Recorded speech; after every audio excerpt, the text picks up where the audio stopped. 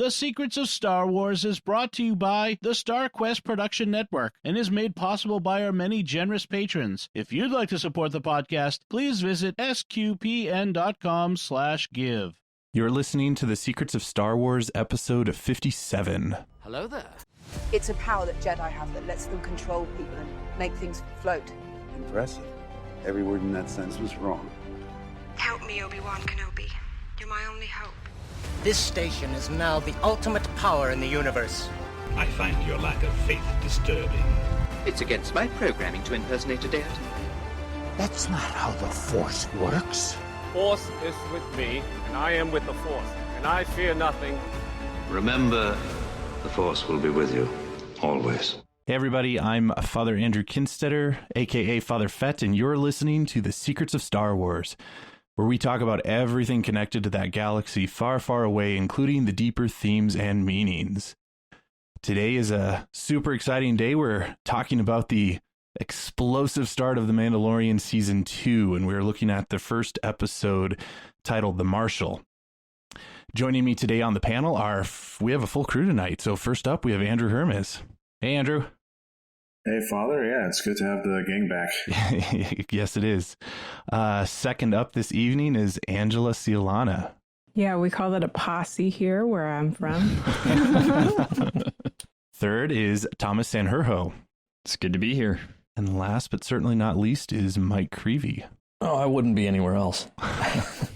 Yeah, this is such an exciting time to be a Star Wars fan and to be all together for this particular kickoff of season 2.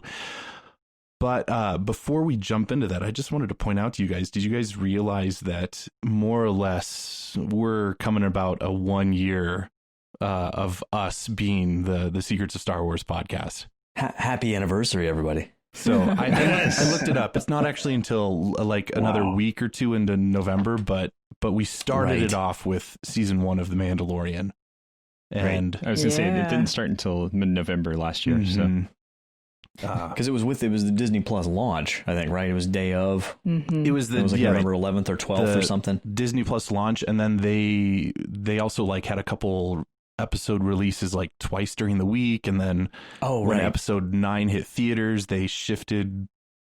Yeah, right. So at least with season 2, it's every Friday, I think, consistently all the way through the eight episodes. Yep. So yeah, so happy pseudo anniversary kind of. So let's jump into, of course, the whole topic of this evening's discussion, and it is episode 1 of season 2. It's called The Marshal. It's also just kind of referred to as chapter 9. So it's kind of continuing the whole chapter titling from the first season. And just to point out that this episode was written and directed by Jon Favreau. So he's kind of the one in charge of this whole episode. And it was a good one. Oh my gosh. Good. First impressions, Thomas, why don't you share what you're thinking? I was expecting something good, something like, kind of Big Bang, let's bring it back. And that moment when they're standing in the town and you hear the noise of the crate dragon coming through the town, that I have never had such chills from watching anything ever before. That was awesome. Brought me right back to childhood, pulled me right into super excitement for the future. That was great. That was a great moment. Yeah, I guess to go off of that too, I didn't even have to get to that point. I remember when the new Star Wars logo came up at the beginning, and I just looked over at my husband and I got giddy. Like, before that I was like, okay, I'm going to sit down here and watch The Mandalorian. And honestly wasn't like super hyped. I was just like, looking forward to it. But once I saw that and heard that, it was like, oh gosh, here we go. It was really cool. And I guess one of my favorite parts or things about this episode, as a first impression note, is the length of it. Mm-hmm. It really felt like I was watching like a mini movie, because the other the first season, the episodes were, I think the longest one was like 48 minutes, I want to say, when I looked back. So yeah, this was a real treat to see the story continue. That's one of the huge benefits of a streaming platform is they can make the episodes whatever length they want to fit the story and not have to fit it into that 42-minute window of TV broadcasts. And I don't know if there was a single moment for me, but I just thought, honestly, I think one of the things I was wondering the most starting out was where exactly we're going to pick up, and we saw so many things in the trailer. They're so good at not revealing, anything too revealing in the trailer. And I just thought it was cool that it was one of the first shots from the full trailer that was the first shot of just the very casual kind of walking out of the shadows on that unnamed planet and stuff. And I was I kind of liked that, not to get that out of the way, but like that stuff from the trailer looked really cool.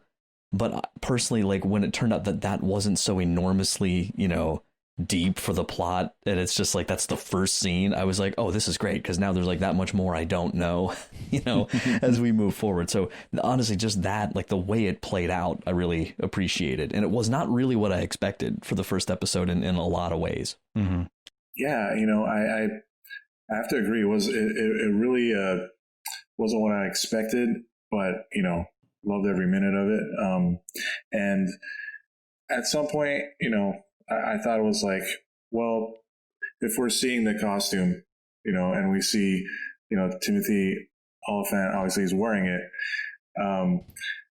So many things jumped to my head and obviously the questions are still abound, after the episode's over, with that last shot. But, what I kept thinking was like, well, are all our expectations gonna, be just blundered for every episode? Because like, is it really Boba Fett that we're seeing at the end?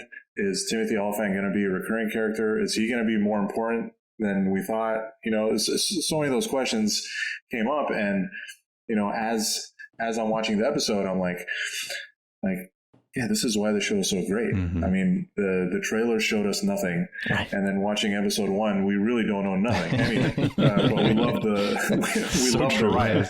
We love the whole ride because, again, it goes back to kind of the formula of season 1, where it's like, villain of the week,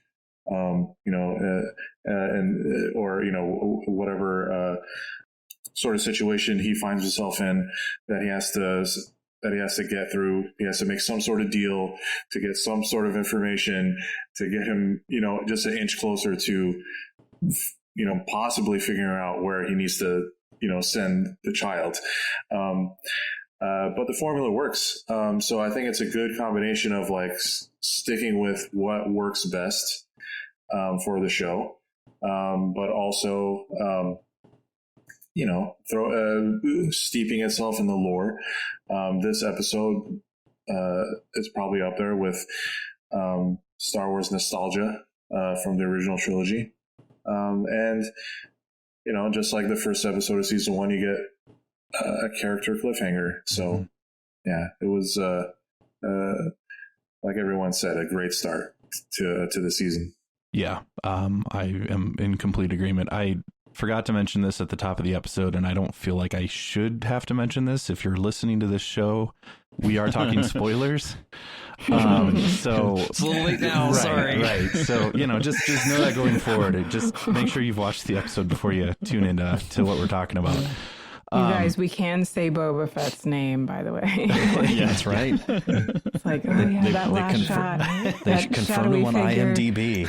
Yeah, he's credited officially. Yeah. Yeah. Well, okay. So I want to do this before we start. I want to take guesses on what we think the Western that each of these episodes is based on, because I was really intrigued at the fact that all of the episodes from season 1 were based on a story, an episode of either a Kurosawa film or a Western. So I pegged this one. I knew it. Like as soon as they got to the cave and started the plan, I was like, that's War Wagon. So it was a John Wayne film with Kirk Douglas in it. And it was this, the stagecoach delivering gold. They had to figure out how to get to it because it had a Gatling gun on it, and they blew it up from the bottom. And that's how they ended up stealing the gold out of it. I was like, yes. So about halfway through, I knew what was going on. And then I was so happy to see like the Western play out in space again. That same kind of thing that they've been working on. Thomas, I yield to you big time on the specifics of which one. I know my Westerns, man. I'm going to cross off all my Western notes. No. After I watched this episode, I was like, oh, I'm so excited for my fellow co-hosts here because I didn't read the Aftermath series and I never played Knights of the Old Republic, but I know enough to know that anybody who has would be really thrilled with this episode. So I was wondering what you guys felt about those connections. So I'll jump in there just a little bit. So the Cobb Vanth character came from Chuck Wendig's Aftermath, the first book, but he's only in he's in one of the interlude chapters. So actually not a huge part at all, but that is where he's introduced, and I can't remember the specifics. I know he was a sheriff on Tatooine, and I think that's kind of the gist of the interlude. So this very much fills that out. But where I was way more excited, and Thomas, I mean, I know that it's totally a Western kind of, attitude and theme going on, and I'm not a big Western movie guy, so yeah, you can totally take the reins on I'll take charge on that one. But I recognized, and Thomas, you might recognize this too, but so Mos Pelgo actually came from the Old Republic, so the MMO RPG game, but the whole crate dragon, killing a crate dragon, and even the pearl that they get, the Tusken Raiders get, that all comes from Knights of the Old Republic, the video game. Knights of the Old Republic, and the whole. It was great. It was great to see it actually play out on the screen, where he the little kid pulls the pearl out of the guts of the thing. You're like, that's it. Because when you're in the game, it pops into your inventory, right? Yep. Or you open the inventory and there's the pearl and you take it out. And when you're a gamer long enough, you start thinking about what that must look like. Right. So to see it happen on screen, you're like, yes. What I enjoyed more so was the fact that in the game you have to use banthas as bait as well. Right. So there were so many parallels to that. I wonder if Jon Favreau's a fan of Knights of the Republic, because that's where my mind went. Rather than the Western, it was like, oh, I've done this before. I've been there before. I have played this scene. Yeah, but it didn't look nearly as cool. You guys know, by the way, if because I know how Brendan Wayne has been more like the sort of Western or sort of shooter kind of stunt man, and they talked a lot about that in the Gallery series. Do we know if he was in this episode or not? Because that would be cool. You know what I mean? Like this connection with this, an homage to a movie your grandfather was in, that kind of thing. Because he's, John Wayne's grandson, and that would just be a particularly cool connection. But I didn't see that on there. I know they did say Pedro's in the armor a lot more this season than he was the first season, apparently. This one wasn't a highly action-packed episode, so I wonder if it was Pedro, because he is credited as the Din Djarin, and I didn't dig in to see what the stunt credits were. So yeah, I meant to check that, but that would be really cool. Yeah, yeah, you'd think they would at least throw it out there for him, at least for a small scene. Like, you've got to be in this episode. He could be a Tusken. Could be. It's possible. Maybe he was the one that got eaten or something. Yeah, I was gonna say they must get eaten and flooded. Whatever. Yeah. The only other thing that I kind of wanted to add on, just kind of talking big picture things in terms of this episode, was I loved how big it was, but also how small it was in terms of storytelling. So again, kind of like Andrew, you had mentioned, this is kind of its own self-contained story. They're just out to kill a crate dragon, and yet it felt epic. and the plot moved like an inch, you know, right? Which just totally fits this whole show, and I think that's why I'm okay if it's not until season 3 or season 4 that we get like some really profound answers on things. I'm enjoying the ride for where it's taking us.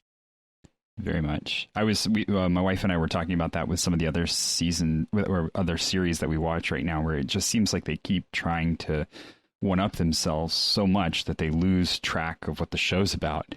And it just becomes this spectacle of how can we like break the thing that we already did. And you as the viewer are kind of like, well, I really liked the thing you were doing. Mm-hmm. So you've gone so far off track now. I'm not really enjoying the show as much as I was when it was just that, you know, once a week storytelling of this thing that's happening, and we're just moving the plot a little bit forward, but we have this side quest that everybody's going on for that week, you know. I think that's why some shows have to probably why they get canceled after a number of seasons, because they've kind of gone too far off track of what they were originally doing. If it ain't broke, don't fix it. And we hope Mando never jumps a shark. Right. Well, isn't that what they did? I mean, he like jumped into the shark here, right? Yeah, it's more dramatic, I think, than the Fonz or whatever. Yeah, so it's very Jaws for sure. So it's a Western Jaws episode. Well, with that, let's kind of jump into the recap and get off of Tatooine for just a second, because the episode starts off with them, Din and the child, not on Tatooine, but they're on some unnamed planet, and they are out searching for Gor Koresh, whom we don't really know anything about, but he's in this the audience of a fighting wrestling ring tournament, a death match between two Gamorreans. Yeah, and we got to see what those Gamorrean blades do. Yeah, in battle when they hit each other. That was really cool. Yeah. This also to me felt like a Knights of the Old Republic reference, because there's also death battles in that game that you can participate in. So, anyway, so he goes there and meets up with Gor Koresh, and because Gor supposedly knows how to find some of the other Mandalorians, so Din can connect with them and kind of navigate through the other coverts as he's trying to find the species that the child is, and bring him back to them. Can I ask a quick question on that? Because casting wise, were you guys like, I totally thought that was Favreau. No, like it really sounded like Jon Favreau, and he's had so many, you know, voice roles and stuff. I had to look him up. He of course, what I ended up relating to him, he's the voice of Sid in Ice Age. Oh yeah. It's that guy. Leguizamo. I didn't recognize him at all. That was somehow John Leguizamo's career like survived the Mario Brothers movie they made. You know, which I think me and 5 people remember seeing. I think you might have the whole 5 of them right here. I loved that movie as a kid because I loved Mario and Luigi, even though it was terrible. Dennis Hopper, oh my gosh, that was such a great. We should. I'll get Secrets of Movies and TV shows. I'll recommend that to Don. No, but yeah, what a great character though. You know, is it Abyssin? Is that right? It's like the Cyclops looking guy. Like, I think we saw him in the cantina or something, but that's one of those like B-roll or like the characters Jon Favreau talked about so much. Like, we want to bring those guys out, you know. And I just thought that was a cool one to use. And it worked. You know, they have this dialogue about gambling.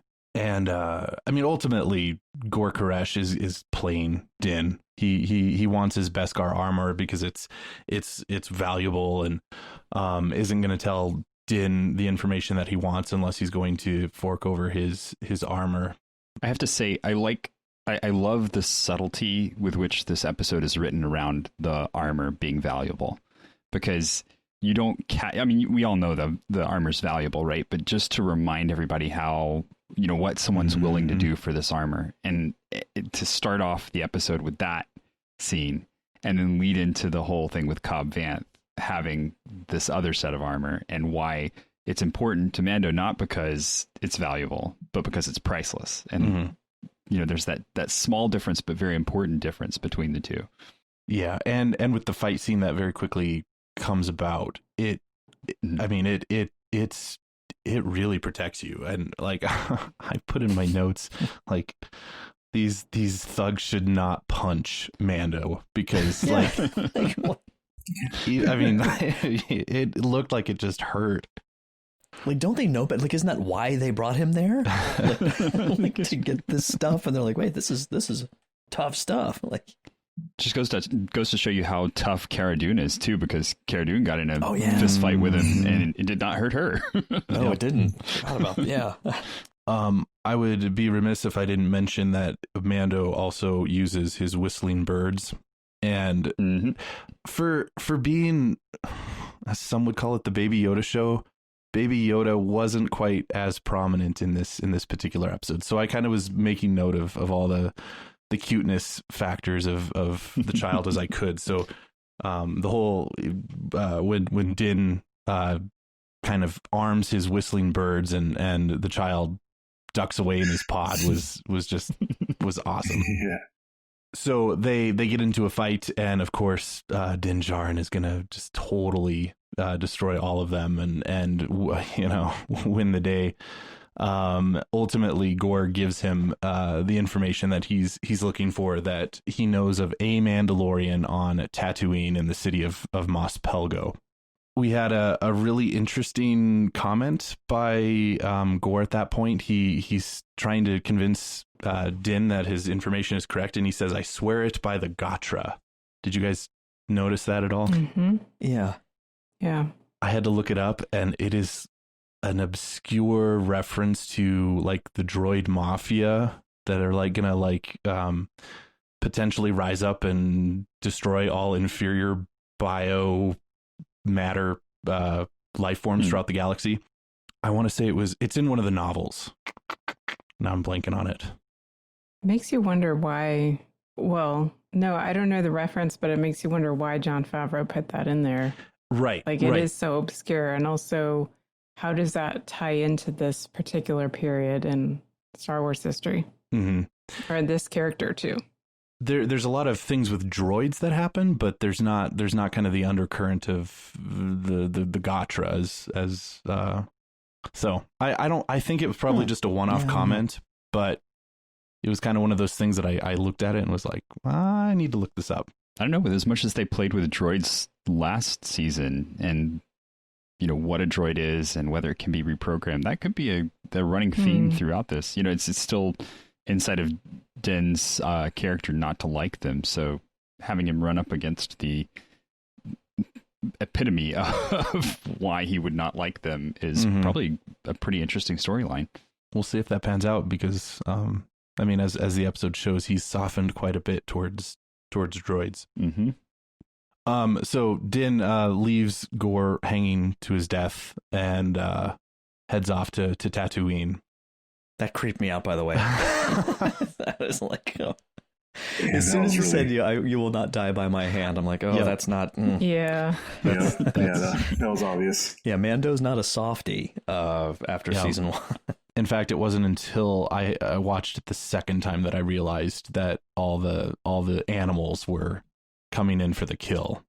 When I first saw it, I just thought that he just left him there in the dark and just walked away, which is maybe less gruesome than what actually happened. But so they head off to Tatooine and head to Mos Eisley, and we see Peli. I was very excited to see her again. Oh yeah. The guys on I think it was on something I was reading online, or maybe an episode of Rebel Force Radio or something. Somebody made a really good point. I think it was a guest I heard on some show, that she really, and he was talking from season 1, so I really noticed it this time around. She really does. Amy Sedaris really seems to kind of embrace that kind of late 70s sitcom, kind of character. Almost like, I don't know if she did that deliberately, pulling from okay, when did Star Wars come out and what kind of character would it make sense to be there at this time? And they said she even looks like Ripley a little bit from Alien, that kind of style. I very much. I just thought that's a really I hadn't noticed that at first, but I thought that's dead on. I think she's just great. You can see her on Taxi or something, or just late 70s, early 80s. And I just I her character's really charming to me. Mm-hmm. You know, I think it's very intentional. Yeah, that almost sitcom feel to it. Yeah. It kind of gives us that sense that we're on Tatooine, like the familiarity feeling. Right. And she feels about Baby Yoda what everybody does. Right. That's where I was going to go. She vocalized. If they never find, if they never find his home, like, and Mando, bites the dust, I would be very, happy if she just took care of him for the rest of his days, the rest of her days, because he'll probably outlive her. But. I loved her line of, she picks up Baby Yoda and she goes, "How much do you want for this thing?" Just kidding, but not really. And like, that's me. I'm not kidding when I would pay for. In fact, there's one on my shelf behind me. So well, I showed Thomas and Andrew didn't see my the Walmart Baby Yoda wanted poster T-shirt. Oh, nice. So nice. yeah, we all have them showing up somewhere. Yeah. So she's great. I really hope she continues to show up in this show.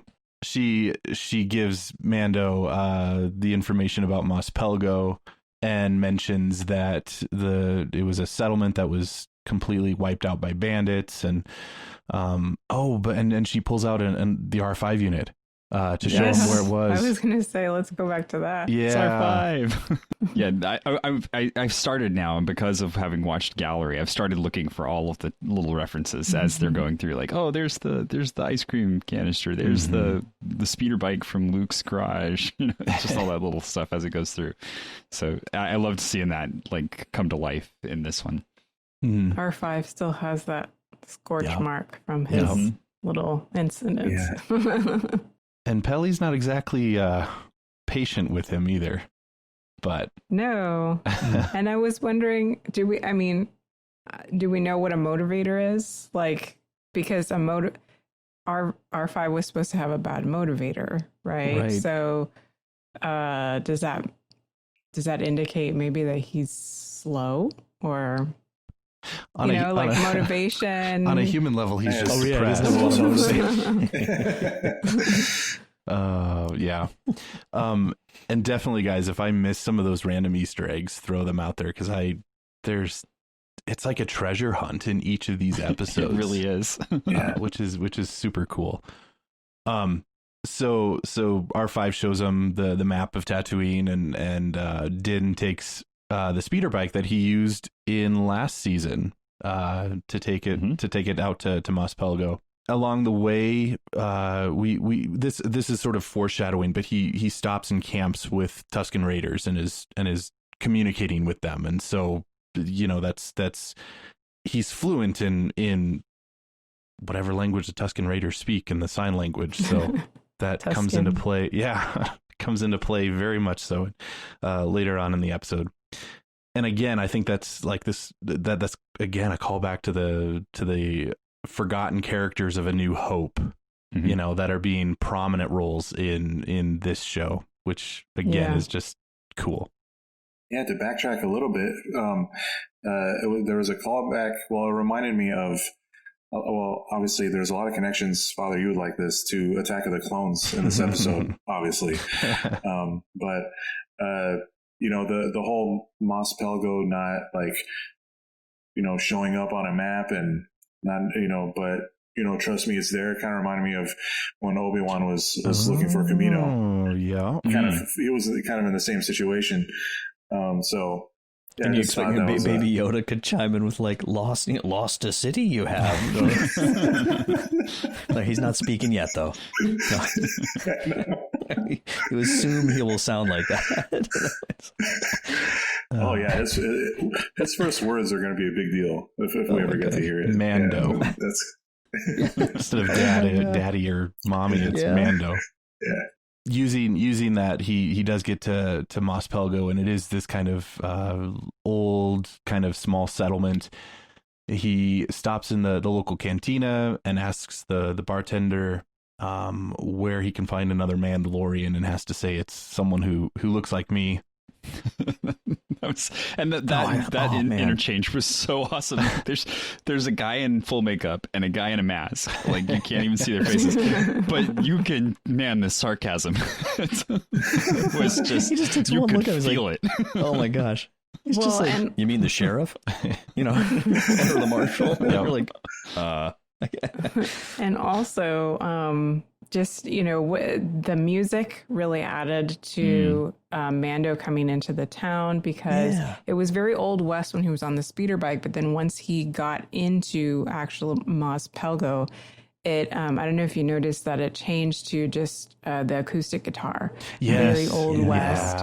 Yeah. And then he walks, like, he's standing right there in the entrance of the cantina, and you can hear like spurs on his boots. Yep. And then he walks in, and here's this Weequay who I always thought they kind of look like a medicine man, like with the long braids and everything, you know. Yep. So it was very, very Old West, all those little details.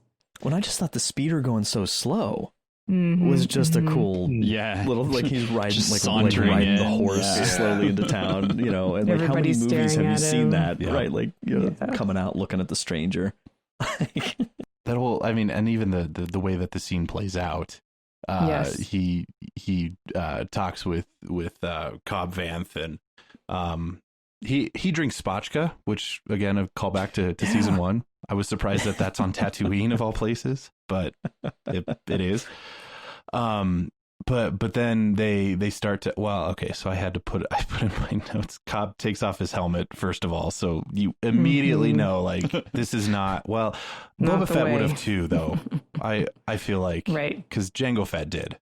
So but we still don't know about this no helmet thing, because like Sabine took hers off all the time, right? You know, so it's still Boba Fett never did take his off, but that's kind of, we just never saw that. But I'm not sure that he would. He prized his anonymity, at least legends wise. He prized his anonymity. Adult.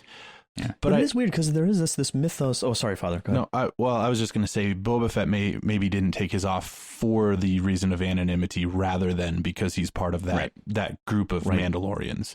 It just does seem like such a baseline, like, core thing to this series, you know, that there's like this religious, you know, like, I would rather die than take the helmet off thing. And it's just like, they have to eventually kind of explain that, I feel like, a little more, because that's just not anywhere else that we've seen, you know, like that kind of, like, that creedal, and they don't talk about it just like it's just their clan or something. Like, it's like Mandalorians, you know, across the board. And it's like, I don't know, like, this is contemporaneous or just a little bit after, you know, Rebels, and Sabine's taking hers off all the time, and all the other Mandalorians you see in Rebels are doing it. Well, you know, so in fact, I mean, the final scene of Rebels takes place after Return of the Jedi, which would be somewhat concurrent with this time frame. Right. And she had her helmet off in that too. So, and he hasn't taken his off in like 20 years, you know, or something. So it's, he does when he's alone, because he did it on that. Right. You know, right, but not in front of anyone else, kind of thing. Yeah. So I'm also intrigued here, because he has obviously spent quite a deal of time on Tatooine. He knows the Tusken Raider language. He mentioned the fact that he's never heard of Mos Pelgo, and even though he should have, because he spent time here. And so I'm wondering, like, where in his timeline that fits in, and what he was doing on Tatooine. So that's a whole nother set of things that just opened up for us to go, oh, okay, wait, hold on, there's a lot more story here. He totally comes off as like a typical drifter that you see in a Western, like a guy that, you know, probably had a troubled past and left wherever, you know, he was from to get away from some sort of trouble or to start a new life, and just somehow found Tatooine and made friends with a bartender, and the rest was history. Oh my gosh, you guys, you could totally have him somehow make a passing guest appearance in the Kenobi show, as long as Obi-Wan doesn't do any Force stuff in front of him. You know what I mean? Because he doesn't know about Jedi, but like if he's on Tatooine like 10 years ago kind of thing, like, oh man, that'd be so cool. Anyway, I just thought of that. Yeah, there's all sorts of potential there. Yeah, going back to the cantina there, Cobb and Din have the Western face off, which added to that whole Western theme of, they Mando wants the armor and Cobb doesn't want to give it. And so they just assume that one of them is going to kill the other in the cantina, just as they're about to. I mean, even like the cinematography was like they show Cobb's hand like kind of near his blaster, and the close up face shot of both of them, and this town's not big enough for the two of us, right? He's like, you want to do this in front of the kid, right? He's like, Cobb was such a. I called that line too. I was like, yes, this is the next line. He's seen worse. It's the only thing like you can say at Walker, that Texas point. Ranger. Oh my gosh, yes. But they are, and then the noise, right, the rumbling and the call. I loved that. I was like, oh my gosh, it's a Krayt Dragon. And all my kids they haven't played as much Star Wars as I have, so they're all like, what? And my wife is not as into it as I am, so they're all like, what? And I'm like, it's a Krayt Dragon. I was like, yay! See, I knew the Krayt Dragon from the Star Wars customizable card game. I was like middle. Yeah. I was like middle school, and it was like this wow. cool thing you never saw in the movies. But like, oh wow, that's kind of, and it didn't look exactly like that in this. But they kept some of, I think Ralph McQuarrie had probably done some concept art. I think I heard somewhere that they incorporated a little bit, but yeah. There's bones of it in the original series. On the bones. That's right. I got a couple things to throw in there. First of all, you mentioned the card game.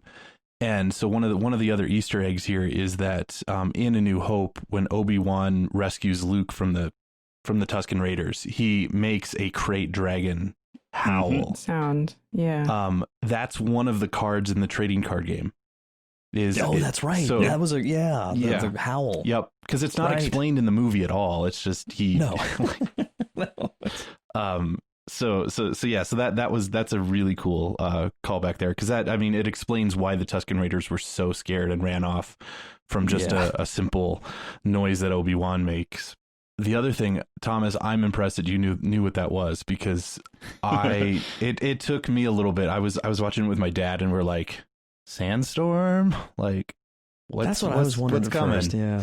It's that howl, man. They make that howl right at the beginning. I'm like, oh, I recognize that. I know what that is. So yeah, it took me a little bit to figure it out, but and like the way that it moves through the sand was just, again, the jaws sort of feel like it just moves like it's water, which was really cool how they animated that or showed that. It was that reminded me a little of there was one mission in Jedi Academy, the one like Xbox game where you go to this like sand planet, and I forget which one it was, but like you have to jump to these different things because and at the time I'm like, this is like Scanners, or like Tremors, Dune, Tremors, Tremors, that's Scanners, Tremors, and what was he, or even like Dune a little bit, maybe, the sandworms, So, but yeah, that's like, like I don't want to go to Tatooine. like I'm done. Sarlacc, this thing, like I'm good. Or just stay in Mos Eisley, just like Peli. Right. Yeah, it's just stay where it's safe. That's why those guys go there. So this Krayt Dragon has been eating some of their pack animals and everything. So Cobb figures out that he and Mando don't have to kill each other, but they can work out some sort of agreement. And so they agree that if Din helps them kill the Krayt Dragon, then Cobb will give up the armor. Which I totally knew that was coming. Like that's the plot of the episode right there. But they can't just blow it out of the sky, and so of course they have to go through the whole process that they end up going through. So they go off to find the dragon's lair. And call back to episode 1, Cobb's speeder looks Sebulba's. It's the leftover engine from. It's not Sebulba's. One of his pod racers. It's Anakin's. It's a pod racer. Yeah. It's no, I don't think it. Sebulba's is a lot bigger. It kind of looked like a piece of. It kind of looked like a pod racer to me. Just that one. Yeah. But like Thomas, that. pull up images of Sebulba's and Anakin's. It looks right, like it looks like. See, we had this discussion at my house too, and I was on the Anakin page. I was on like, that's Anakin's speeder, and they're like, no, but it's the Sebulba's because of the color, and I'm like, but it doesn't. I think you just painted it. I thought of Anakin's, yeah, that's but it's also like missing two of the like fins or whatever, right? Yeah, right. And I like that he's set off to the side of it. I was like, that was just so cool. Like the whole thing was just so cool. I'm like, that's my speeder bike. If I was going to have a speeder bike, that's the one I want right there. Well, the thing probably still runs pretty well, right? I mean, it's like 40 years old, but it's it's pretty solid. Yeah. So that was really cool. That popped up on the screen, and I was like, oh, Dad, that's Pod Racer. Oh. So then during the ride, they fill in Cobb's backstory, which is more or less that he was living in Mos Pelgo when the second Star Destroyer was destroyed, and then immediately after that, there was a power vacuum. The mining collective, who are really unknown to us or to any Star Wars lore, but the mining collective are these group of, I guess you would call them slavers almost. They came into Mos Pelgo and took over and turned Mos Pelgo into a slave camp. Cobb escapes, and he escapes into the desert, and he manages to grab a Camtono from the invaders, which was again a callback. And yay, ice cream maker on Tatooine, it's gonna melt. I also looked up. He said it had silicax crystals in it. Yep. And I guess that was in Aftermath as well. Oh. That okay. That was a mineral that is mined on Tatooine, and that Cobb Vanth didn't like the miners.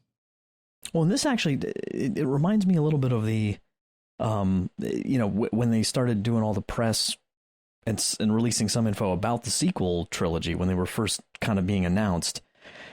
The concept, like in some interview I heard J.J. Abrams initially said that part of the mentality was like, imagine if like enough of the kind of Nazi leadership got away at the end of World War II and were able to actually reconsolidate and kind of come back, and the idea of like, we all leave Return of the Jedi just sort of assuming like, hey, it's all one and everything's good, but it's a big galaxy. Mm-hmm. And so I think it's neat. Like they had said that Mandalorian will progressively give us little things that kind of help fill in that, like how the First Order rises. But even within that, like the idea of just because the Empire, gets kicked off Tatooine doesn't mean everything's fine now, and that happens, in the real world too, that vacuum. So I thought that was actually kind of a neat little thing to put in there. This is still, I think, quite a bit too early for the First Order, but this would be in the realm of the New Republic trying to establish itself as the new government in the galaxy, and Tatooine is just so far in the Outer Rim and removed from everything that they really have no power to help anything on Tatooine, which totally allows the mining collective to come in and just take over. Well, you have to remember too that it's the only reason the Empire was there was to keep the Hutts from spreading, like the gangster organizations that were on Tatooine from spreading off of the planet. So they were really just there to keep all of that under wraps. So once they're gone, all of that corruption just goes back to being rampant all over the planet again. Yep. So in the midst of that, Cobb escapes and wanders in the desert for days, and he's rescued by Jawas, and trades the silicax crystals for the suit of armor, the Boba Fett armor that he sees in the Jawa's vehicle. Which begs the question. I mean, I want to say also in one of the interludes in the Aftermath book, I think one of them is the Jawas finding the armor, or there's something to do with the armor in one of those interludes. But it does beg the question of, and we sort of have an answer, but we don't really have an answer of how Boba Fett would have escaped and why he would have lost his armor, though. Well, because that's not to get ahead of ourselves too much, but like we see a pretty dramatic Mandalorian escape from a somewhat similar situation later on, but he comes out with his armor on. So it's so like that's one of the questions. Yeah, there's probably a story there. There's always a story. So Cobb gets the armor and comes back to Mos Pelgo and completely wipes out the mining collective agents and uses his rocket launcher to take out their ship, which was so cool to see. Which was totally the same shot from Iron Man. Yes. that Favreau obviously directed, Yes. where Iron Man shoots the missile and walks away. You know, it was just missing the walking away like a badass, but awesome. It was totally shot the same way. Yeah. That makes perfect sense with Jon Favreau. Back to the present, Din and Cobb arrive in kind of this canyon, and they are sort of ambushed by these wild creature looking things, which end up being more or less guard dogs for the Tusken Raiders. And Mando. Massifs. What was that, Angela? I don't know how it's pronounced, but Massive? Yeah. Massif. Yep. And they appeared in Clone Wars as well. One of them was sent after Ahsoka Tano to hunt her down. After she Did they had been appear accused in of the murder. camp in Attack of the Clones? Did they have some of them around the camp? The Tusken camp? I don't know. I couldn't remember. I thought so, but I didn't get a chance to go back and look. It felt very familiar in live action, so I was wondering the same thing. I'm going to look it up quick. Well, yeah. I thought it was really interesting to see them live action because it's very different than, anything coming over from the Clone Wars, which is very stylized, and then seeing it in this more live action setting was really cool. But they look really awesome, and I love that interaction, and I love that the Mandalorian just lets everybody kind of like sweat a little bit around the Tusken Raiders before he actually starts interacting with them. Well, and then he with the Massive, he's like petting it, and like it's like a dog, menacing, but then once he becomes friends with it, it's totally cool. He then communicates with the Tusken Raiders and determines that they also want to kill the Krayt Dragon, and so then they go back to the Tusken camp and try to figure out a plan to take out this Krayt Dragon. And we see some tension between Cobb and the Tusken Raiders, and it's revealed, of course, that the Tusken Raiders kind of raided the village and the people, and Cobb has killed a number of the Tusken Raiders. And of course we have comments of Cobb calling them monsters, and they're unable to change, and so we've got a bit of that tension going on, and this episode, and even last season when we encountered the Tusken Raiders, I think it does an awesome job of humanizing them, I guess, for lack of a better term. It definitely does. In A New Hope, they're just the raiders and the bandits, but here you get a little bit more personality to them and motivation. It's kind of like, the Mandalorian. We obviously compare it to Westerns. It's like the modern Western compared to the classic Westerns, where Tusken Raiders are played. Obviously, George Lucas at the time just played them off as like the Native American stereotype. That Westerns would play, like just the bandits. And in modern Westerns, though, they're much more nuanced, and they have more sort of application to the story rather than just playing a stereotypical role along the journey. Just that one role. So I definitely agree that it's nice to see them much more fleshed out. This whole series really deals with the theme of trusting, and especially trusting a stranger, I think. And in Westerns, you really got that a lot of times when like the Native Americans sort of had, some secret knowledge about nature or whatever that the cowboys really needed to, accomplish their mission or save the town or whatever. And so you see that playing out here, but I found it, this is probably like my favorite moment, when Mando actually says, if we fight amongst ourselves, the monster will kill us all. Because, he said that, and then I just said out loud, like, wow, that's so philosophical and so true. That, how many situations could we apply that to in human life? So just the concept of trusting a stranger, trusting the other, what is alien to us. This whole series does a very good job of, but this particular episode was focused on that, I think. Well, and of course what are they fighting but a giant dragon? You know, so like that's the theology of that wasn't lost on me, right? You know, and what I like too is it wasn't just though like for them to just come across and be like, well, really the Tuskens are perfectly just fine and they've just been misunderstood. You know what I mean? Like it's like no, they're like his little speech he gives like. They're raiders. It's true. They're killer. Like he's basically going down like, look, they're not perfect. They have to change too. Like we all have to change. Like we all have to work together. And I thought that's a good theme too, where it's, you know, like learning to kind of bridge that gap, both of you, you know, like my mom, whenever my brother and I would fight and I'd try to say it was his fault, she'd say it takes two to tango. Yeah. You know, which I got so sick of hearing, but I think I just said it the other day to Noelle. You know, no. It's funny how those things come back to haunt you. Yeah, Like, oh man. No.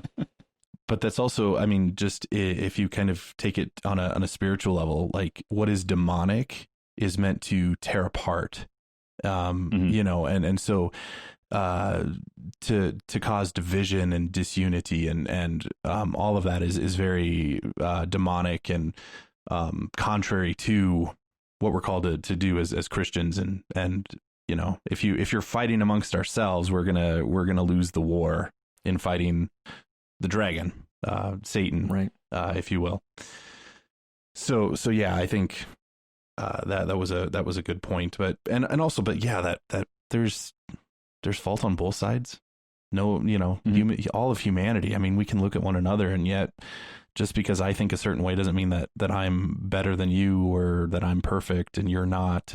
And, you know, we have to look for those things that unite us and not let the others, cause division and cause us to lose our focus. One of the great things that I guess we're kind of jumping ahead a little bit as we, connect all these things, but, Mando is very much, I would say, a reconciler in that when he's giving that little speech, he actually wrote down, he says, they are brutal, but so is the Dune Sea, and they've survived thousands of years in the sands, and they know this great dragon better than any of us here.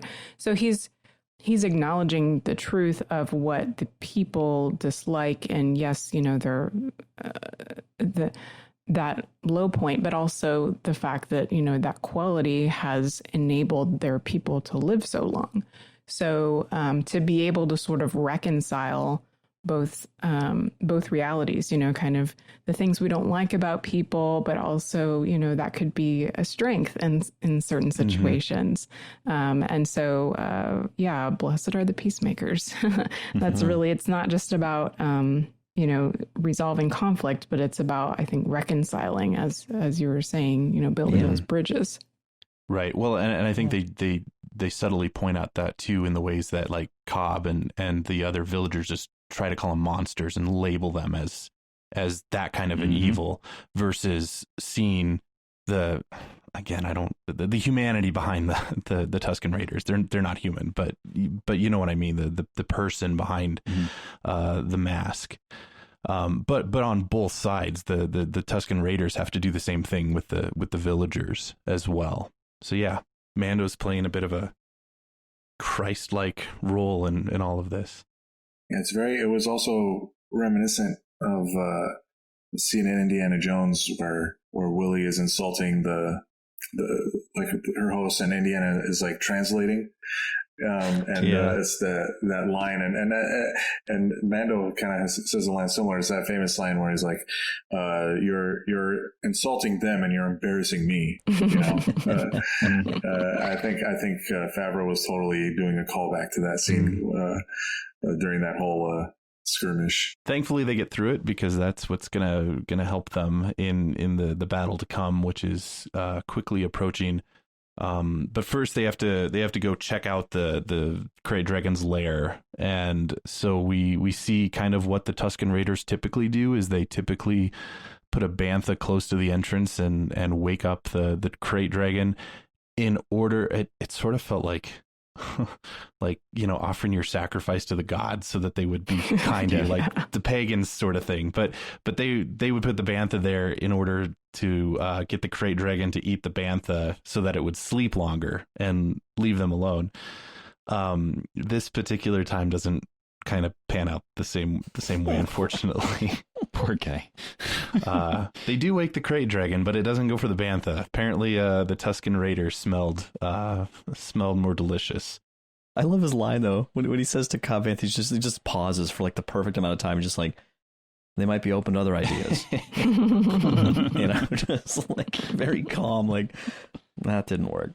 And so they kind of go back to camp and try to figure out how exactly to slay the dragon, and they come to the realization that this krayt dragon is huge and that they need more help. And so Din just volunteers the whole village that they're going to help in this fight. Is this where they mention the fact that this is the krayt dragon ate the Sarlacc? I may have missed that. Yes. In there, yeah, because that was like abandoned Sarlacc pit thing. You don't see an abandoned Sarlacc pit. Yeah, that's you do when you eat the Sarlacc. That is terrifying. Like just these two huge things, and every single one of these people is just this tiny little insect compared to them, right? Yep. Well, it reminded me a little bit of, you remember the very calm and collected, Liam Neeson as Qui-Gon, line, there's always a bigger fish. There's always a bigger fish. There's something that came to mind. But it also made me wonder then if this, I mean, all the pieces are there, but do you guys think that this is the same Sarlacc pit that Boba Fett fell into and that Return of the Jedi kind of had that scene on? Because it could be, but they also mentioned the that terrain looked different. It does, yeah. And isn't it like, is it canon or not that the Sarlacc, that one was kind of killed or blown up or whatever by Jabba's sail barge? I don't remember. I don't know if that's in a book or anything. Yeah. I don't think we do. In Legends, it wasn't. In Legends, the sail barge was far enough away, and Boba had to actually shoot his way out of the Sarlacc. Yeah. Okay. So, by the way, I just found a Sarlacc pit like baby pillow. I feel like that's inappropriate. It's I'll send it to you guys later. It doesn't look like it's a good idea. It's not exactly something that I would find comforting. Oh man, next to. That was a nice find. Anyways, back to Mos Pelgo. Cobb has to convince the village that they have to band together and I loved it. He said, "Slay the Leviathan." The biblical monster is who they're fighting. I'll tell you, Timothy Oliphant knows Westerns, and he can fall right into it. And that is that classic old Western. You got the nice the guy with the golden tongue who can just roll these very biblical references off just like that in the middle of a speech. So, and he does it so well, that slight twang, just enough class to pull off the kind of Marshal position. So definitely well done on his part. He included, how he was explaining how the monster could, eat everybody, and so help us, the school. It was just the way that he really delivered that, and then it's like, oh no, the school, the children. That was such an Old West thing too. Got to protect the kids. And ultimately, that's one of the reasons why they joined forces with the Tusken Raiders, but also because Din had made a deal with the Tusken Raiders that if they defeat the krayt dragon, the Tusken Raiders will leave them alone and leave them in peace unless one of the town people breaks that particular peace. The Tusken Raiders also get all the krayt dragon, the carcass, and the ichor, which I had to sort of again look up, but I think that was a reference to the venomous liquid that it spews out of its mouth. Ichor is like the lifeblood from like the kind of in Greek mythology, the lifeblood of a animal or a person. So the town people prepare for battle, and they load up a bunch of banthas with explosives, and I could totally relate to Cobb. So one of the Tusken Raiders drops the explosive, and it doesn't go off, but there's quite a bit of tension, and Cobb has to like jump in and like tell the village person to kind of back off and work together, and then he has this line where he looks at Mando and he just kind of says, it's gonna be great, like trying to psych himself up. Like, I have been in that position before, and I imagine you guys probably have too, especially with you dads out there. Church stuff? Are you kidding me? Church stuff, family stuff, family stuff. Yeah, like, it's gonna be great. Absolutely. And can I just make a note about the music again? When the Tusken Raiders came in riding on the Banthas, the theme was so beautiful and so genius because it was like mysterious. It was very Arabian sounding. So it gave you that sense of like being foreign, but also had this nobility to it. A sense of like these people have history, and it was haunting at the same time. So it had all these different feelings. And I just was so impressed by that, and really added to, again, like that cinematic feeling that we got, that huge feeling that we got from the episode, I think was a lot of the music. Mm-hmm. I am in complete agreement. The music can really add so much complexity and depth to a scene. They were also traveling single file, which was, I just point that out because that was also kind of a that was an Obi-Wan thing. Yeah, he says they always travel in single file to hide their numbers. Yep. But Obi-Wan, to be fair, Obi-Wan also mentions how accurate stormtroopers are. Only they are so precise. Like, okay. He was also referencing their marks on a sandcrawler. Like, that's true. Yeah, it's a big target. Right.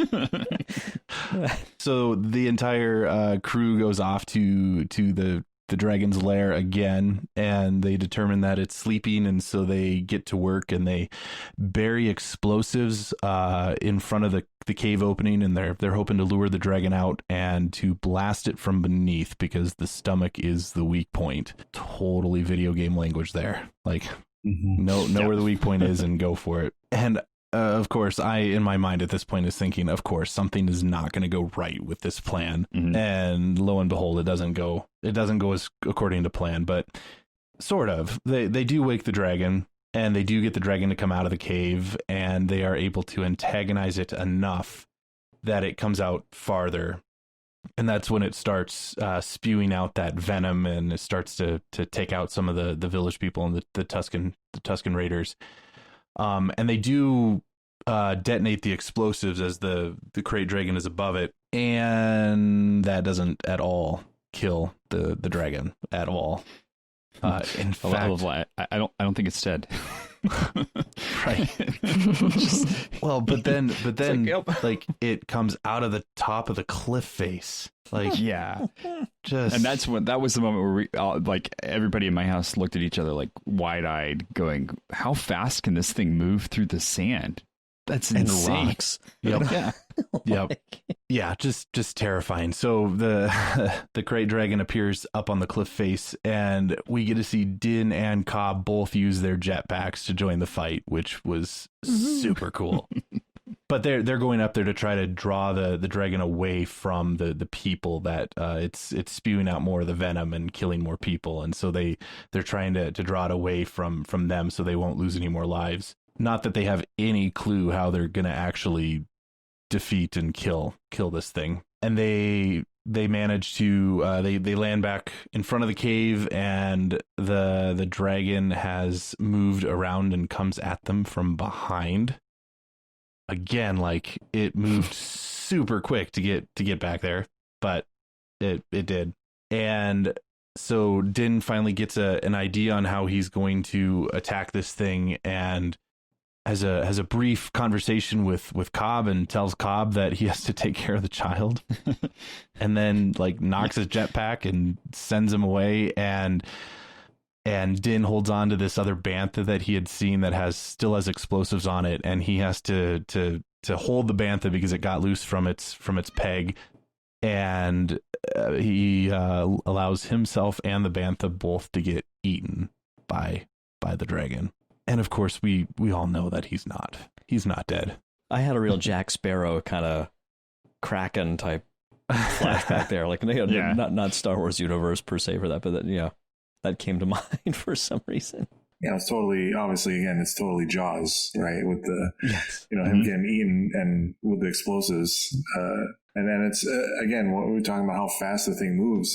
That's another thing like about Jaws. It's, you don't see the shark that much. I mean, we learned it was mostly because the robotic shark that they had on set did not work. And so they just used whatever they could. But another thing is like it's all about the mystery, right? It's more effective to be like, wow, that thing that big can move that fast, and I wonder how it looks when it's moving that fast. So yeah, it's very very very classic and effective filmmaking. It ends up being more of a psychological thriller. Din, of course, shoots his way out of the mouth of the Krayt Dragon, detonates the bombs, which blow up from the inside and take him out, and he is covered in that venom goop. It's just kind of like just all over him, and the Beskar armor protected him from all of that. He totally survived that. The scene kind of shifts to the Tusken Raiders harvesting all the meat, and they find the Krayt Dragon pearl, which I have to say, my wife made a very astute observation about that. She's like, oh, it's kind of like a clam where it gets a piece of sand in its mouth and then makes pearl. I was like, I had not even thought about that all this time, and I hadn't made that connection. It totally makes sense when you think about it that way. Yeah. And the episode ends with Cobb handing over the armor to Mando, and I loved how he told Mando, he goes, "Tell your people I wasn't the one who broke that." Right. And then we see the beautiful dual sun sunset as it pans over this mysterious figure who turns around and happens to be Tamara Morrison, who we just assume is Boba Fett, of course. Did you guys notice he's totally like decked out with Tusken stuff? Mm-hmm. Yeah. The gaffy stick and the rifle, and and he had like some scars and completely, bald and Well, and somebody pointed out this is the first time, I believe, a major sort of like feature Star Wars film, I guess, actor or character like this has kind of crossed over into, at least into Mandalorian. Mm-hmm. Which was just so like that connection just made it so cool, and to have it be him. Yeah. I'm still holding out hope that they slip him in as Rex though too, because he could, but yeah, just it was so cool, when he turns around. In our Facebook discussion group, Heath actually made a really good point and said that he is wearing a stolen outfit again. Obviously he's not a Tusken, but once again, Boba is wearing an outfit that is not his. And he said Heath observed that was a reflection of Boba Fett's character. That he's not. He sort of he tries to slip into these other situations as another. He never presents himself as himself. I thought that was interesting. What's cool about that for because we've talked a lot on our show about how they've explored the different ways the clones can work out, and this just hit me as you were saying that, Angela. Is like it's almost like his journey has taken him on this. It's like his identity itself is kind of not really his own in a weird kind of way, like he grows up differently than them. Like he doesn't have the accelerated, growth, process that the rest of them had. And then he has all of his own experiences, but it's just a very interesting character. Like he's genetically the same as all like this massive army, and his father who was killed, and like all this kind of stuff that's made him who he is. He's such an interesting character. What they've done with him, I guess what I'm saying is I'm amazed with what they've done with him when in the originals. You go to YouTube and it's like all Boba Fett scenes. From like the OT, and it's like 5 minutes of film or something. It's not even that long. I don't know. It's 4 or 5. It's not much at all. And then they go back and they edit over Tim Morrison's voice, in the newer stuff so that he sounds right. So you don't even. Yeah, it's totally changed so much. Did you guys expect that we would have gotten Boba Fett this early in the season? Well, I wasn't surprised. Once I saw where this episode was going at the beginning, and I saw his armor at the beginning of this episode, I was like, oh, he's going to show up pretty fast. I just had a feeling, especially with Jon Favreau writing and directing this episode, like, come on, like it's going to be Boba Fett pretty soon here, either in this episode or the next one. So honestly, I was not surprised at all to see Morrison. But yeah, I think that as far as seeing more like what is he doing and what's going on with his story, I do think that they will at least give us some more information, but I wouldn't be surprised if they come back even further down the line, to Tatooine again. Right. Well, and remember, he appeared in the first season, right? At the very end of that one episode where there was the shadowy figure watching the Mandalorian leave. And again, here, it's the same thing, shadowy figure watching him leave. And we just happen to see his face this time as he turns around. So they really have a very long game planned with this character and with the arc of Din Djarin. And I don't think that we can feel like they need to rush anything, which is great because that means they're not trying to rush anything. And so these little breadcrumbs that they're throwing in everywhere are just breadcrumbs, and they're going to stay that way for maybe another season. Maybe it won't even be until next season that we get a full reveal of Boba Fett and an interaction with them. Yeah, I think Come on, man. I think it won't wait that long. I think it worked well to introduce him this early on in the season. I wasn't expecting it, episode 1. But we all the leaks and everything, we all knew that he was coming. So the fact that it's now already happened, allows some of the other mysteries to kind of cultivate. I mean, things like we didn't at all see Greef Karga, Cara Dune, or Moff Gideon and the Darksaber. We didn't get anything on those fronts in this episode, and those are still going to be playing a role. And so there's still a lot of mystery that we're left to just kind of anticipate. And so I think it worked well. I'm glad that Boba Fett has now showed up, and I guess we can sort of like let that particular mystery kind of let that go for now, as we're kind of then can turn to some of the others. It could also, I mean, if we're gonna compare it to the series, the first episode of the series where Baby Yoda is revealed at the end, and obviously that was something that they kept really hush hush and did a great job of. And then Baby Yoda is like is obviously a major character. It could, maybe Boba Fett or whoever he's playing, if it's a misdirect, is going to be a major character this season. But as far as the reveal, yeah, I mean, they had to give us something, because it's the first episode, and if we're going to compare it to season 1, it had to end with something like that. So I think they, even though we knew because of like you mentioned, the leaks and stuff, it was very effective. Well, it makes you wonder too, is Boba Fett looking for work?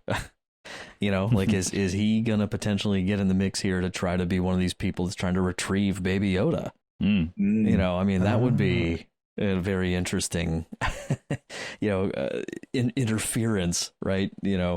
Into the plot we're following by someone who we're already very well aware of, and now he has this like, Mando has my armor too. I don't know, he's got at least one reason to go after him, and I think there's a good possibility that they might go that way, because if Mando is trying to find the different coverts in the other Mandalorians, if Boba Fett is not authentically a Mandalorian as is suggested in the Clone Wars, then he could very much be a antagonistic character versus one who would help Mando in his journey. Well, he was introduced to us as the #1 bounty hunter, right?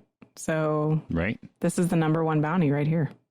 And you don't get the impression that Din recognizes the armor specifically. There was some debate about that. I'm not sure. It just looks to me like it's Mandalorian armor. Right. But he is a bounty hunter, though. Mm-hmm. And I don't know. Like they say, was it Werner Herzog's character says to him, Grief Karga said, "You're the best in the sector," or something. So it's you get the impression Din's got a reputation, but not maybe as broad as Boba, or maybe not overlapping with him, but he's also spent a lot of time on Tatooine. So yeah, it just seems like, how could he not know who he is?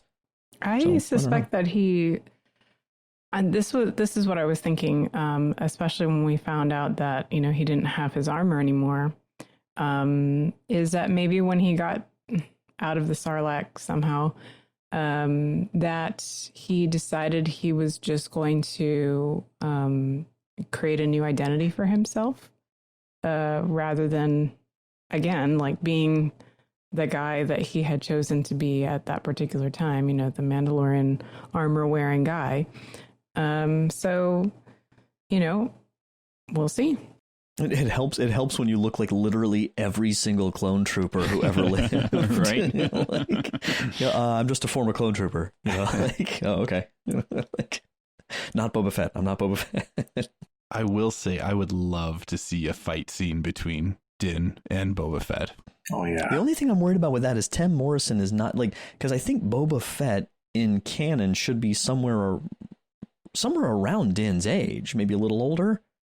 But Tem's in his early 60s, I think, or something at this point, or late 50s. It's okay, just put Brendan Wayne in that armor. Well, right. Yeah.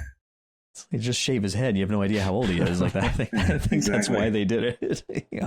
Yeah, I imagine they're the same age because Din Djarin was a child when the Clone Wars was happening and he was rescued. Right.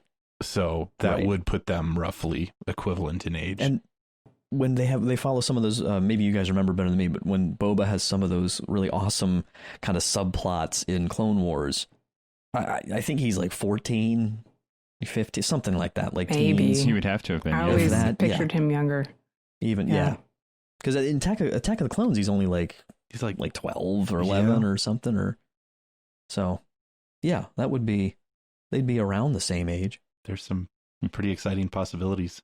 Yeah, I have no idea. I love that we are, doing these review episodes as they stream. And so so we don't know what's coming. And so we can sit in that kind of expectation and speculate and guess and just enjoy the ride the next couple months. When I saw Angela's text, because we for those listening to this, we inevitably start texting each other, in the group message. And Angela, how many of you, I think we all sent texts to somebody that just said, "Dude." It's just pretty much exactly that. So I feel like 8 weeks of that probably, or some version of it. I think I sent the emoji with the head exploding to yes. So no context for those my friends that hadn't seen it yet, but this is what's going on in my mind. Well, and it's so funny too because I know that I know you guys are all probably like me, where you're I want to start talking about it, but I need to save it until Sunday night so I can talk about it fresh on Sunday night. Yep. Deleting you have the text typed. You're right. No, nope, can't say that yet. No, we're talking about it yet. Wait. Yeah. So listeners, you are joining us for our first discussion as a group on this, so you can be a part of the conversation as well. Any final thoughts before we wrap up? I have so many little factoids that I wrote down that we didn't get to. Go for it. Can I just list them? Yep, okay. Yep. Second favorite line was Cobb Vanth saying, "I guess every once in a while both suns shine on a womp rat's tail." Yes. That was great. Oh my gosh, that was great.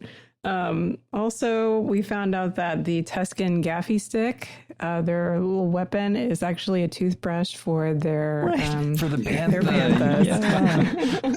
That was the best, the banthas. So literally, when you get attacked by a Tusken Raider, you're getting attacked with a toothbrush or a toothpick or whatever. It's like a Swiss Army knife. It's versatile. Yeah. Another cool thing was, okay, so when the Krayt Dragon is coming out, and then it's going back into its cave. He says, "Dank ferric, it's going back in." And I was like, "Dank ferric? Why does that sound familiar?" So I Googled it. And it turns out that in season 1, episode 1, the Mythrol says that.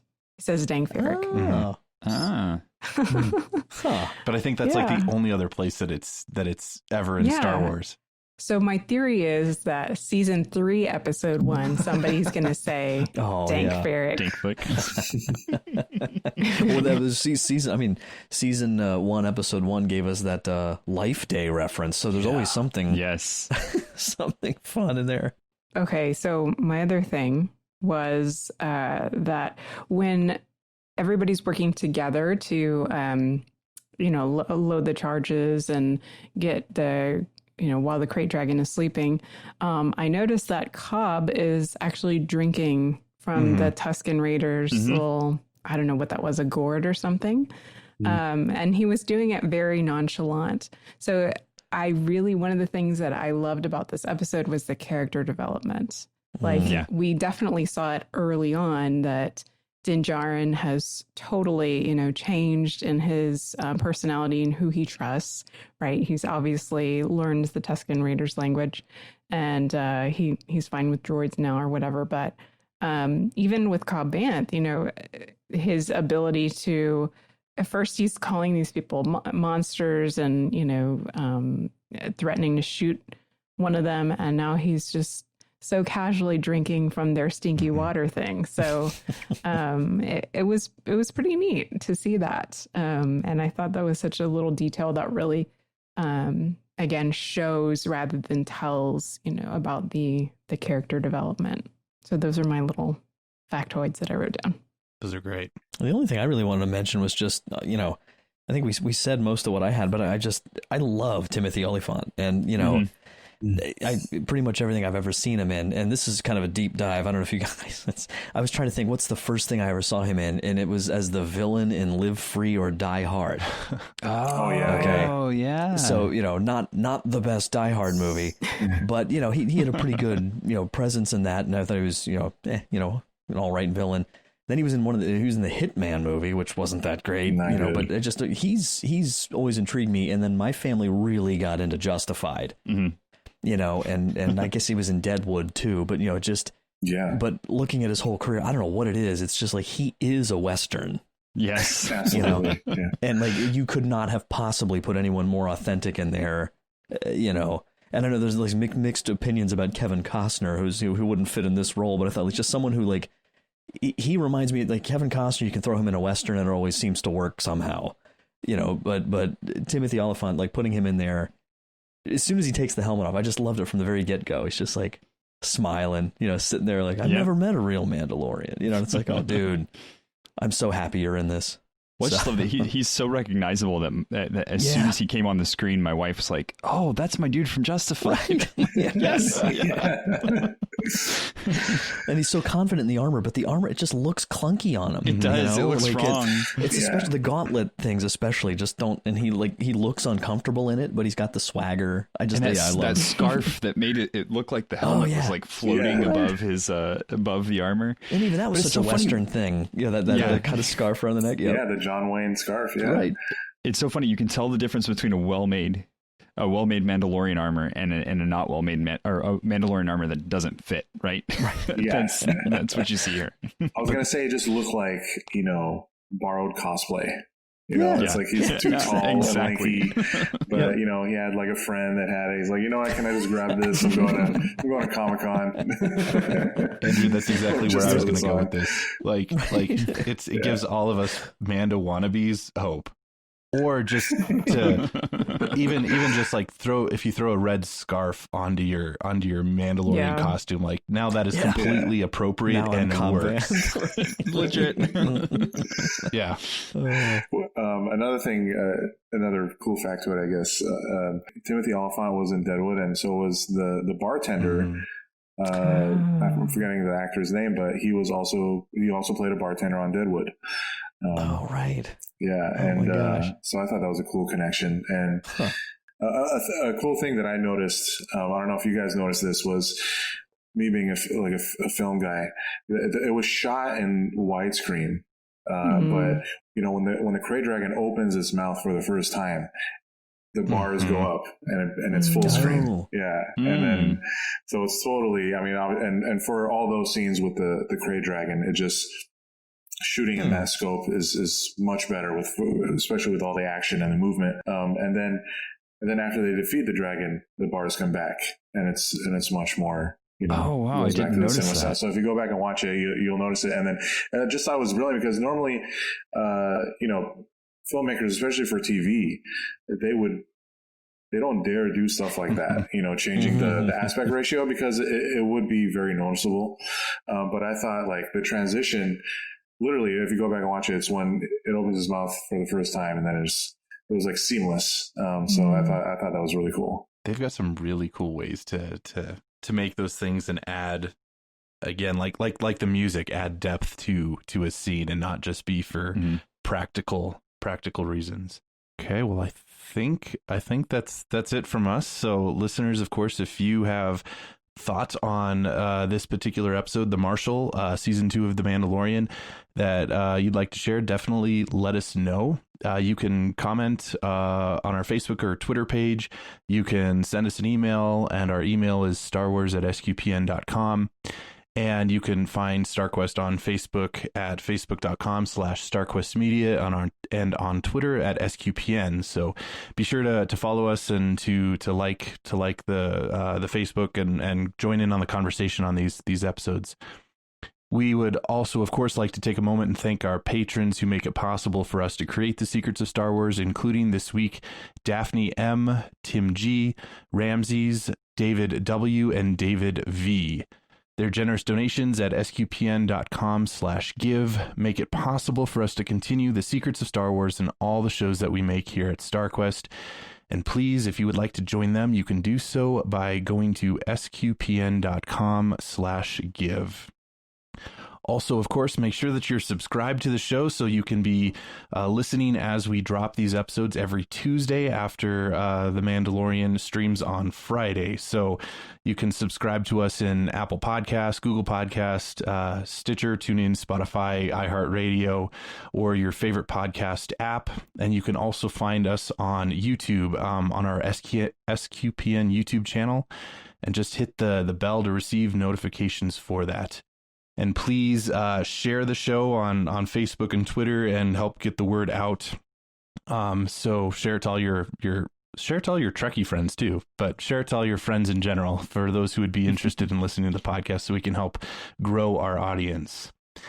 You can also find any and all previous episodes of The Secrets of Star Wars by going to sqpn.com/Star Wars.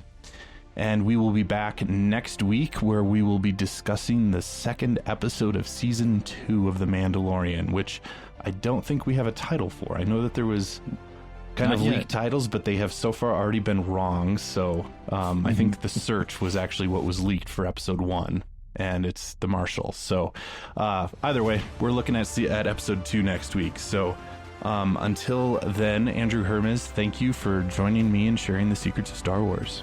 Thank you. It was a pleasure. Angela Ciolana, thanks for joining us this evening. Adios. I'll ride off into the sunset now. the dual sunset. Thomas Sanjurjo, thanks for joining us also. It was great to be here. And Mike Creevy, thanks for joining us. Always a pleasure. And once again, I'm Father Andrew Kinstetter. Thank you for listening to The Secrets of Star Wars on StarQuest.